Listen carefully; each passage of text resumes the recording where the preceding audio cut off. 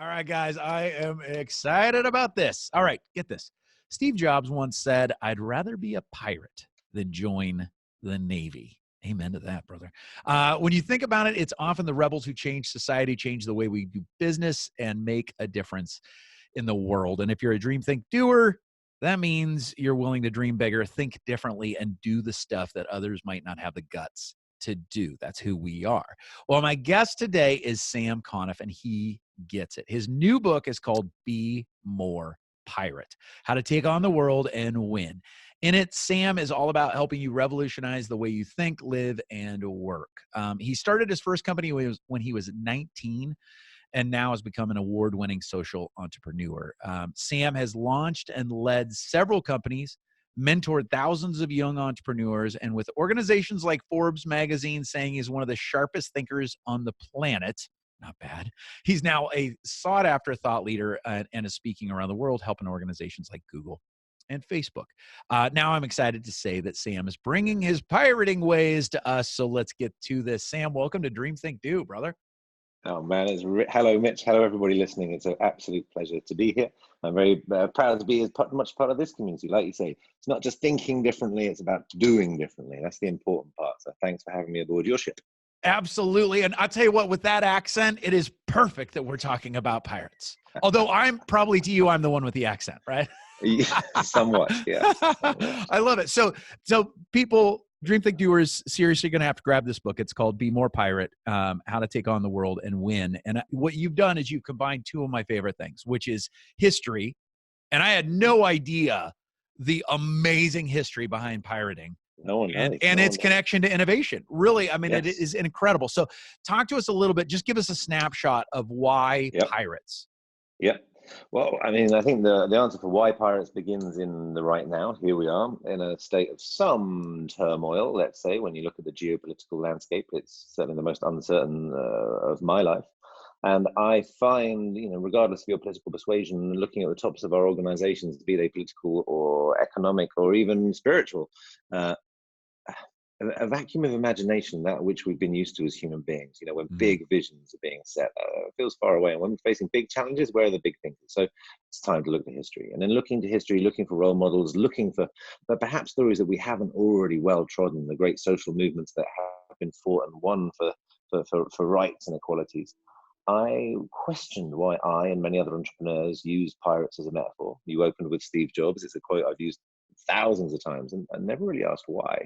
So I started to push on my understanding of pirates, and I started to open some doors, and I started to look into some books. I went to the Greenwich Maritime Museum, the British Library, and suddenly I think one of the most interesting things that can happen in history, when all of a sudden you kind of scrape away some of the paint and you realize that the true story has been painted over by those who got to write the history books. Right. And the true story of pirates, the exact 300-year-old from where we stand right now, story of pirates, couldn't be more relevant for the moment that we're in. So in this moment of uncertainty, suddenly here are these guys and girls, which is a really important part. Very important part, right? That's something I did not know until you really talked about it.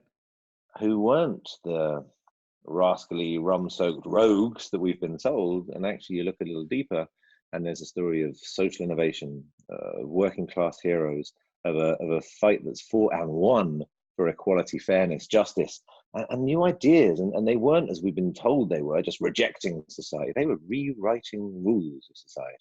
Yeah. And that's what makes them creative, beautiful, interesting, and I would argue very, very relevant to where we stand right now, because I think we need some new rules, or at least I think we need to challenge some of those that we've inherited. And really, the thing we really want to make is the agency of the creation of our own rules for once. Yeah, absolutely. I love that. Well, and it's interesting. Like, one thing we'll specify is you're looking at kind of the golden era of pirating, right? Like, if in today's day and age, there's some pirates, and we're not gonna honor some of the things that today's pirates are doing as far as pirating goes.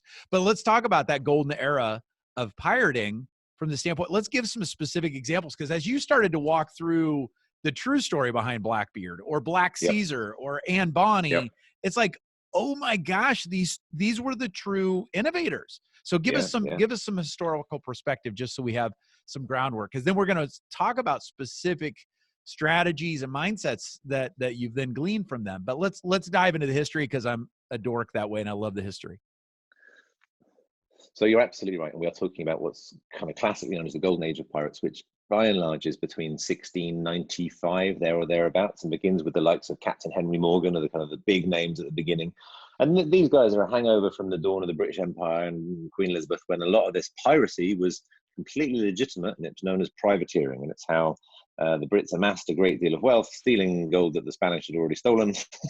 And ironic.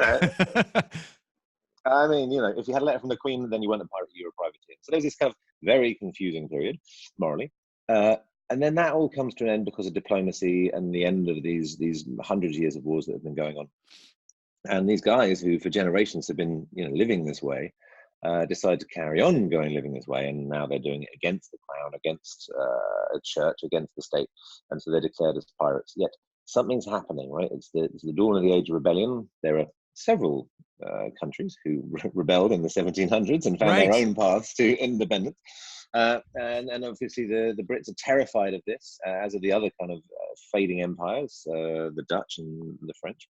And that's what these guys really represent in the kind of, rather than think about them as the kind of pirates that went before, where there's no kind of story of this level of democracy or organization, or the ones that you were alluding to now, where it's much more a kind of a tragedy. Yeah. In this moment, played out against that context, really the timeline you should be thinking about is before these guys, the kind of from the Tolpuddle marchers to the Chartists, and then subsequent to these guys, all the way through to the cooperative movement, the trade unions, the suffragettes, and then even the civil rights movement. They are on the timeline of social innovation and working class history. That's really where this golden age belongs, and we can put that into further context. But some of the key characters. Yeah. My favorite pirate story above all is the Queen of the Pirates, Anne Bonny, an Irish girl who finds her way back to Carolina, loses the lover that she wasn't supposed to marry but had done, and then begins a fling with a calico Jack Rackham who's been terrorizing the eastern seaboard, and together they're this legendary kind of pirate couple. But the woman stands for a position that no woman in the world has at this time. She's leading from the front of these boats. She's the bravest of all the pirates. She's taken on the Royal British Navy with pistols in both hands. Just this incredibly empowered story, and it turns into songs, and obviously it turns into gossip, and it's exaggerated. It's penny operas, but in the streets, in America and in England, the song is being sung of this woman who represents a level of leadership capacity, intelligence, and fearlessness that nowhere else doesn't even exist. And those stories begin to inform the kind of early proto-feminist suffragette literature. And there is one historian who will even argue that the figurehead of Anne Bonny becomes Lady Liberty leading the brave, in the famous picture that's kind of best known in oh god, the name of the musical's just slipped out of my head. God,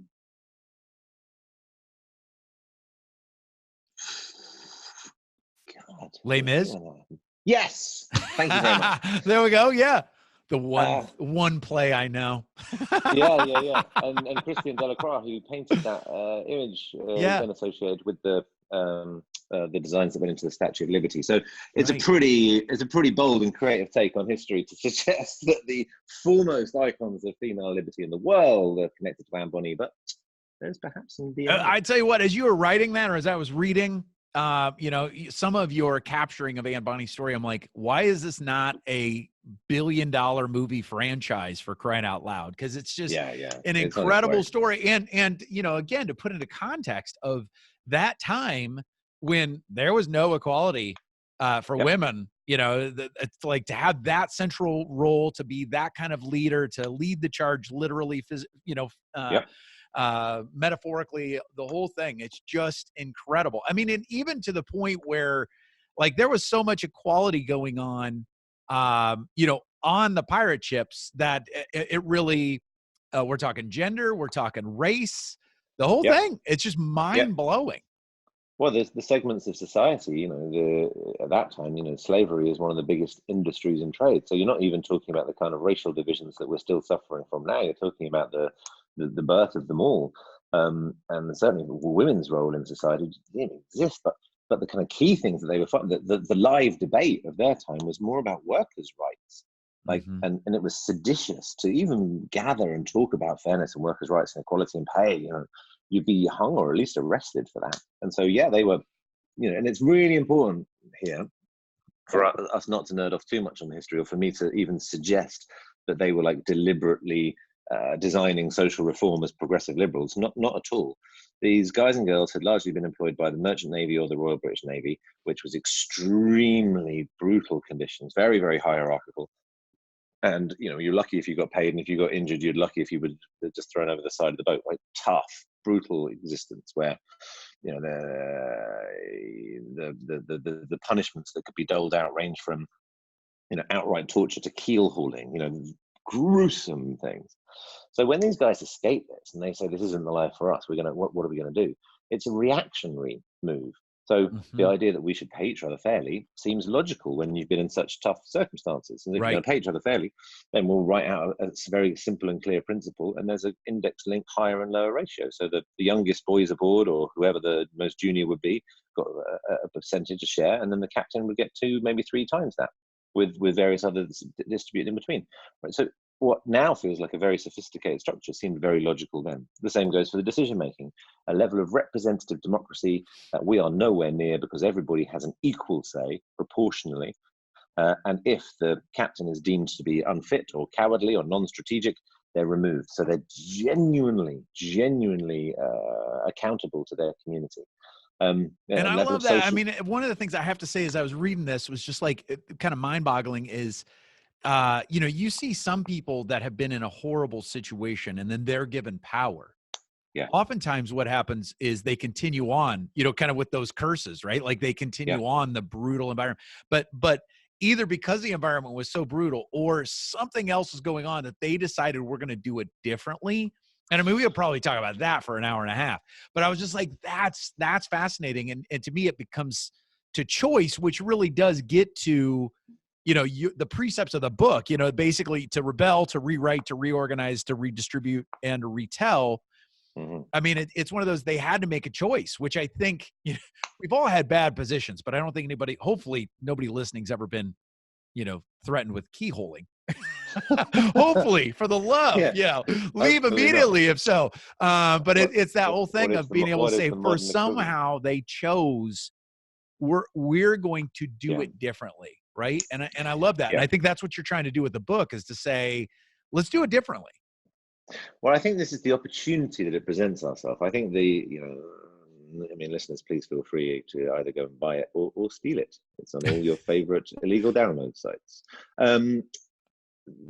Or not, because the summary in one line is, I think that the biggest mistake we can make is to believe the way things are is the way things have to be. Yet we inherit that. Every role we walk into, every new kind of community we walk into, we immediately adopt the principles of the past. Now, chances are nobody thought those principles through with us in the frame, right? Very few of the rules we follow were strategically put in place with enough forethought that make them relevant to us. So why not challenge them? Why not question them? Because we're hardwired not to. And what happens in this experience, the outcome of pirates, rather than chaos, is deep accountability. Because the second they chart a new course and say, right, well, let's try sharing the money equally, let's try sharing the decision making equally, lo and behold, you're now responsible for making your new rule work. And this is why it's so interesting now, right? If we're questioning many of the rules that we've inherited from the 20th century, are they fit for the 21st century? Are we just going to carry on because that's the way it's been done? Or are we going to try writing some new ones of our own? And the stories I've heard, and there are many thousands of people who've taken up the spirit of the book and decided to rewrite their work or rewrite their life, you become more accountable to the rules that you've set. So they become responsible, they become well-intended, well thought through, not just this acceptance of the way things are. So the word that surprised me most as the outcome of this book and the work that I've done since is a greater sense of accountability. And who would have associated that with pirates yet? Right. They were deeply accountable societies. That's what they had. And that's why they were so successful. And it goes to the heart of your point. Which rebellion in history didn't end up in corruption? Which heroes that we still get tattooed on our arms didn't end up like a disgraced leader? We're seeing it again and again now. Yeah. The reason the pirates were, certainly the full duration of the average lifespan at the time didn't. And they didn't because they redistributed power. Once they'd got power, they shared it equally amongst everyone. So it wasn't just, here's a new idea, the rebellion is in, oh, look, now there's someone in charge, oh, look, they're abusing their position. The distribution of power, pushing it to the edges. So those with the closest proximity to the problem had enough say and the equal say in the decision making that took place. That's why their rebellion stayed pure for so long, and these incredibly big ideas began to emerge, and that's where that's the appetite I think we have. Where are the big consensual ideas about how we reorganize ourselves and move into the inhabit the 21st century proudly, rather than like shadows of the past. Yeah. That's the bit where I think there is so much opportunity to take inspiration from. Well, I agree, because I think it's one of those things too. When you look at the book, it's one of those, you see the cover even. It's like, okay, well, this is going to be a little different read, right? Yeah. It's obviously designed to grab the attention, right? But it's to be more pirate. You might think, okay, to be more pirate means chaos. But to your point, oftentimes, if you're doing it right, and obviously they had systems for doing it right, because if they didn't, then they would die. Right. So it's that oftentimes within an organization, you see that as well. So let's talk about some of these, even the rebel and rewrite. Those are really kind of the first two principles that you dive into with the book. It could sound like you're caught, let's raise arms and mass rebellion, which would lead to chaos, but that's not what you're talking about here. Let's talk about, let's translate it to today, especially for Dream Think doers that are either in an organization, leading an organization. Let's give them some tools to work with here. So that exact point, the flip is absolutely necessary. So rather than think of these as merchants of chaos, they're really agents of change. The violence, all the predisposition towards the kind of the Captain Sparrow part of it is both part of the brand that they created, so that we'd all fall into that, and it's part of how histories wanted to recast them, because actually they were such a potent threat. So with that flip in mind, what are the lessons they've got to lead? These 5 stages gave me the fundamentals, and I think anybody can take them into any organization. The main question you get asked is, I want to be a pirate, I want to bring about some change, but I can't do it on my own. Where are the other pirates? And not everyone is instinctively a pirate. I'm imagining the percentage within the Dream Think Do community is higher than average, but there's a lot of introvert pirates. So we've got a lot of pirates, but yes, absolutely. Exactly. But doing it on your own, you need to form your crew. So the first act of rebellion isn't wanton chaos. It's to raise your rebel flag. Now, choosing the rule that you want to break is the beginning, right? What is the thing that you regularly do out of habit, because it's the habit of your organization? You think this is stupid, but you've almost become normal. I do a little audit in your head. What are the things that I repeatedly do that I know there's a better way of doing it, or I know it wastes time, but that's the way it's done around here? And ask. It's a series of difficult questions, but difficult questions is a bit of a pirate superpower. And once you've asked a few times, and if the answer is we do it like that because it's always been done like that, or we do it like that because we tried something differently, you begin to get close to, all right, well, either you find out a reason you didn't know, or actually there's no substance behind this idea. This rule is a hangover from someone else's mistake, and by God, I've got a better way of doing it. And in the simple act of rebellion, you will get a tap on your shoulder, a ping in your inbox, someone grab you over lunch. I love that thing that you did. I love that you stood up. I love that you spoke out. And you will find your other pirates. Pirates will gather around that flag. And it's subjective to you, right? It's subjective to your level of privilege, to your level of power. I don't want you to get sacked. I don't want you to make yourself anxious. But if you are a white dude in a senior position, you've probably got more leverage than a young guy who's just starting out, or a young girl who's just starting out. So make your rebellion appropriate to you. My mark of success on this is nearly getting fired about once a year. That would suggest that you're on track. There's your mark. I love it. Well, give us an example. I know, the book's been out and people have been applying this. Give us an example of that, where somebody is calling out, not in a jackweed kind of way, but in a way where they are making a stand for something. Give us an example of what that might look like. Well, this helps us answer the second part. What's the next stage? The rewriting. So this is the most important part, right? Rule breaking is a way to jump into it, but the most important part is the writing and the creation of new rules. That's what makes this beautiful and creative and artistic act. It's Picasso that says, nothing good or new can come without an act of destruction first. So I've got, thousands of these. I'm blogging them on the bemolepirate.com. There's all these kind of case studies that are emerging from NGOs to big business to small entrepreneurs. Let me think of one. Okay, so here's a really interesting one. I'm surprised at the places that's been invited. And so I was invited into the, probably shouldn't name them exactly as we stand. So the biggest social network that we all know about, an American. We can all guess what that might be. Yes, absolutely. with ends in with ook. tipping our hat to confidentiality, we can only yeah, absolutely. Exactly. And it's a new team that have been formed together. There's about 50 guys and girls, really, really senior, really responsible for massive revenues and sales of the organization. And the conversation, because it was a really frank and good one, was around the rules of that organization, about its role in democracy and society, and some great things emerged. And one thing that the team pointed out was, because they have got, even though they're trying to be a real 21st century company, their bonus system was quite 20th century. And actually, as a team, they felt much more united. And one of the biggest challenges, they were always being called to innovate, take risks, and go further. But actually, when you're 3 weeks away from hitting your target or not, the last thing anybody does is really fucking taking, excuse me my language, right, take any real risks. Yeah. So they decided, even in an organization like that, right, even in a culture like that, even in a competitive environment like that, they decided to collectivize their bonus pot, which meant that no one would get left behind, no pirate left behind if anyone was having a bad month for whatever reasons. But most importantly, if someone was having a great month and the collective bonus pot was hit, then everyone suddenly got tolerance and bandwidth to start taking some risks. So by taking a collective action within a competitive environment, they formed a stronger crew, which allowed space for innovation. And completely the opposite of what your leaders or contemporary managers might think. Right, we need more targets, more. Actually collectivize this thing. And I asked the question, who has the power to grant this in the room?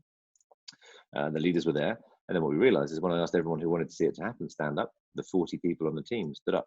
Wow. And suddenly this redistribution of power took place, because the leaders suddenly realized, for once, the power ain't with them, right?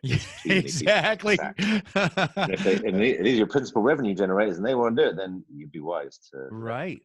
How awesome is that? And a new rule was written, and everybody felt their power, right? They felt just like, right, are we really going to do this? Yeah, so as of today, now it's done. No report, no slides, no, send me that idea so I can kill it in an email thread, where all good ideas get sent to die. Just action today. We're going to do this. Do we all agree on it? Right, we're going to work out how the hell we're going to do it tomorrow. Is there positive intent? Are there smart people in the room? Have we got consensus thinking, okay, then we're being responsible. Great. So let's make it happen. Wow. That's an awesome, awesome it's a reframe of the mechanism of a mutiny. I've realized a small group of people within an organization, discussing it responsibly, sure, asking questions as to why the old rule existed. Yeah, okay, fine. But now we're going to go on and ask permission? God, no. We're just going to try doing it, because it's all about precedents. Most of the rules that we are operating within are just precedents. Right. And so we're setting these subconsciously through bad habits and formation and stuff that's happened in the past. Okay, so collectively and consciously, the 5 of us are going to set a new precedent.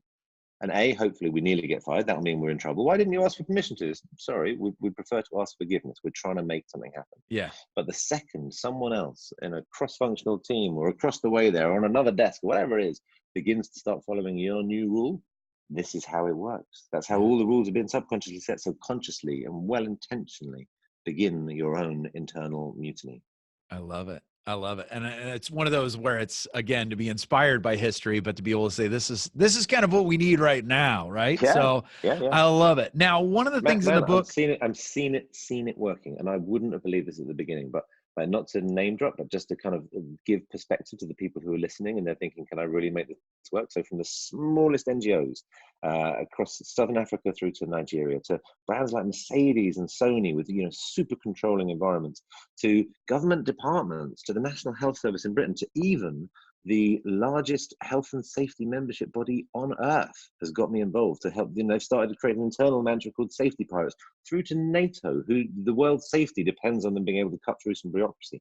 right. So I cannot tell you my level of surprise, but I can also not tell you that I've run this now, kind of workshops that have evolved from the book hundreds upon hundreds of times, and in 100% of the cases, getting a small group of people to come up with a mutinous idea that's been well walked through, not seek sign off, but begin to do it, works. It creates real change. Well, I do appreciate your approach on this, is that it isn't just a group of people who don't want to work, right? Or it's not just a group of people who just want to rebel for rebellion's sake. It is asking a better question and having the guts to stand with it, and to find that tribe, to find your crew, to be able to then make it happen and make the organization better. So I love that. This is exactly that. It's about making your workplace even better and more beautiful. If you stand for and believe in the brand or the company or the startup that you're in, how do you do even more? How do you not fall into the traps of all the organizations that have gone before, when process and another company get in the way? Deep breath. Today we're going to be more pirate. And scary as it sounds, accountability is how it ends.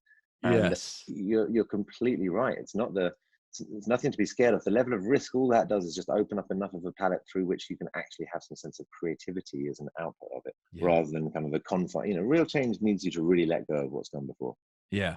And I love it. So that's a great transition, because one of the things that you talk about so beautifully in the book is the pirate code, right? And the importance of the pirate code. So it is being able to question certain rules, but it is about also formulating a new code, right? And you have this, this fascinating comparison of the use of the pirate code between Captain Henry Morgan versus William Kidd. Walk us through that, but then we're also going to talk about how do we create our own code. Okay, sure. So the pirate code is real. It gets referenced in like the Caribbean movies and everything else. And it's going to suggest in there it's like, guidance. By all the standards we can see, it was fundamental and it was law. The good thing about it is it's not like a kind of contemporary business plan where it gets written and then put on the shelf and forgotten. Right. They're rewritten at the beginning of every mission. So you and your small pirate crew within the organization you're in now, dear listener, you're saying, right, we really want to make some change around here. We're going to form a pirate crew. They wrote a new pirate code at the beginning of every mission. And the reason that I contrast it, so Henry Morgan, he's one of the first pirates known to have published a pirate code at the beginning of this whole golden age. And Kidd is more towards the end of the golden age. But what happens is you find almost exact wording, similarities on the big things that really, really matter to them. So on these principles of fair wages, on these principle of representative democracy, of everybody having an equal say, on these principles of social insurance, if someone got injured, that they get a fair payout, sometimes even that you could retire on. These were such big ideas that didn't exist anywhere else. They're nearly 30 years apart, which is like a lifetime, an average pirate's lifetime. And they've remained the same. Now, think of that without the opportunity to copy and paste, or without WikiPirate, or without there was no central place or resource. There was no cloud or anything. Can we share a Word or a Google Doc on that, please? That'd be great. Exactly. Didn't exist. It was all written by hand, and if the Navy came anywhere near, you'd have thrown that code over the side. So, of the few remaining things, I think it's very interesting that there are these principles, and this brings us to formations of modern code. So, what I think is worrying when everyone has your next transformation offsite or innovation away day or whatever the thing is, the second we start getting out the post-it notes and writing things on the wall, you end up basically with the kind of meaningless values that sit on corporate receptions that you've walked into 100 times, right? And they always say the same thing: bravery, honesty, trust, whatever. And a small percentage of the company knows them, everyone else doesn't. So what we're trying to get to here are things that are so consequential that you're willing to A, fight for them, B, you know that you'll remember them, and they'll remain in consistent codes. And that's kind of one of the questions I ask as the beginning of the code setting principle. If you're going off the side of the map and you're not going to follow others' rules, and you're going to determine some of your own, then what are you going to base them on? Because there is no data, there is no map. No one's been here before. So what's your navigation tool? You and this team, what's going to keep you together in the formation of something new? Well, I think values-based decision-making can do this job, but not those empty values, real values. So what three principles can you say, dear listener, that you're willing to fight for? And when I say fight, I mean fight, like hit someone in the face or take a blow for, or even go so far that you risk that which you love, be it your house or even your family, something you love. What are you willing to sacrifice? The lawyers in Santiago recently on the street, the doctors in London protesting, people who get struck off if they got arrested, yet still for a principle, they're out fighting. What do you hold so dear? And if you and your team are aligned on some values like that, you will make good decisions. And it doesn't matter whether you're geographically dispersed or you haven't had your team meeting, or the data isn't there, because you'll make really robust and clear decisions because you know what you're willing to go toe to toe for, standing side by side. And that begins to enter us into a space where you can create the things that you need to have on your code. And that code and using it not as a rule book, because there would be an irony in that, of course, but as something that you can independently and creatively make your decisions on. That's a different way of organizing ourselves. I love it. Give us an example of maybe a group that you've worked with, because I know you are going into a lot of organizations and helping them become more pirate. So give us an example of one of those principles that a group or a team or a crew came up with. Okay, there's loads. So we've done a kind of corporate one. So let's go to the other side. So in the UK, we're very proud of our National Health Service and the kind of the ability to affordable care that everybody has. And it's got its flaws, of course, but it's like an institution. And currently, it's seen as failing in many areas. It's crumbling. And one of the largest sections of the NHS is the kind of northwest. And within the NHS, a rebellion has begun, a Be More Pirate rebellion. And they meet outside of any institutional building. They meet in public spaces. There are patients involved. There are practitioners at every single level. The most senior director in the entire geographic region comes to these secret meetings. They talk about the principles of being more pirate and the rebellion, and they discuss, because I think this is really important, not just what you stand for, but at the moment, who you're willing to stand up to. I think that's going to define us. So what are the real problems? What are the things that get in our way? They share stories of success and rebellion and how this is working, but they make sure they stay close to proximity of the positive intentions and values that we've just discussed. One of the codes that's come out of it is rehumanize the system. Rehumanize the system. And it's a challenge to the over deference to data in decision making that is obviously useful. Like database decision makings, of course, have their place, but if they overwhelm instinct and understanding and relationships, things begin to go wrong. And so there's some lovely examples coming out of this of accident and emergency service allocations were being misspent. There's huge budgetary issues. And looking at the data, the answers weren't there. And so somebody decided to use the pirate code of rehumanize the system. And you know what? They picked up the phone and they just called the patients who were higher than average repeats. And from the conversations, the human conversations they found, these people were using A&E to create social conditions, to have an experience in their life, to meet someone. And by speaking to them, they were able to reallocate them towards services that were far lower cost, which meant that the emergency provision was able to help the people it needed most. Now, the data would never tell you that, it just told you these people were heavy users. So by intervening with the human connection and just constantly looking at the system and where does this system, where have we allowed this system to be overrun and where do we need to rehumanize it? So and the code should only have 4 or 5 things, right? It should never need to be written down. You must be able to remember the things that you've decided that you're going to stand and fight for. And as a principle amongst them, whilst they try and cherish, protect, and improve this institution that we love, rehumanize this system. Make better decisions by being more of a human being is one of their key principles. That is awesome. And again, it's one of those that it's not only, it's not sitting on a wall somewhere. It's in their heart. So it's actually getting them to pick up the phone and do the craziest of things is to not automate, but to actually call a human being and ask questions and all of that. That is, you shouldn't write it down. The ideas in the pirate code should be too scary to write down, because if anyone else sees them, they'll think it's insurrection. Nuts. Exactly. They should be clear enough that you know damn well what they are and you're not going to forget them. And that forces you to prune your list and decide and edit your choices and know what you're going to fight for. That's awesome. All right. One last question in a minute or less. What's one last pirate code or lesson from the pirates we all need to learn? While you think about it, I'm going to pitch the book again. Gang, it's Sam Conniff. We've been talking with him. Be More Pirate is the name of the book. How to Take on the World and Win. It's a good-looking book. It's going to pop right on your bookshelf. But I'll tell you what, it is packed with stories and history that will get your head spinning, but actual practical tools that will allow you to really revolutionize your world. So check it out, grab it wherever you can buy a book. All right, Sam, what do you think? What's one last piece of pirate wisdom we need to take with us this week? Okay, so you said at the beginning, often it's the rebels that change things. Not often, always. There are very few statues that we make in terms of history to those who've just followed orders. Typically, if you understand the moment, we make statues for the people who in the moment decided to do the wrong thing, and then history catches up with them and we realize it was the right thing. There's no question that we live in historic times. So A, knowing what your values are, B, being ready to break the rules when it comes, because it's going to come.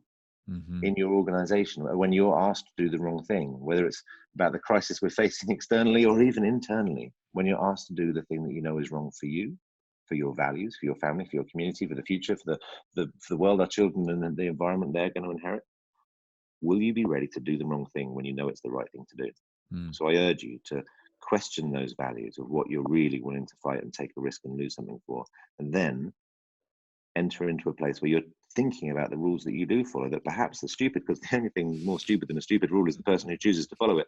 And then begin just in the same way you try and get your 7 hours sleep every night, or your 5 veggies every day, or 10,000 steps, or all those other principles that we know. Add into that list the daily habit of breaking a daft rule, because then when the moment comes, your rule breaking muscle will be strong. And when it's clear as day, through the instinct of the human that you are, you're being asked to do the wrong thing, you'll do the right thing, even when that seems to be to everyone else the wrong thing to do. I love it. That's brilliant, my friend. How do people join the rebellion? What's the best way to find you online? Come and join us at BeMorePirate.com. We've got a growing community. If you've got a particular rebellion you're going on, I bet someone else is trying to do something similar. So we're not trying to own something. We're just trying to find more ways of connecting the dots. We've got a rebellion rulebook in a pack. We can send you this kind of slides that we're presenting as much as possible. We'll give away everything that we're possibly learning, and you can start a chapter of pirates of your own. Dude, I love it.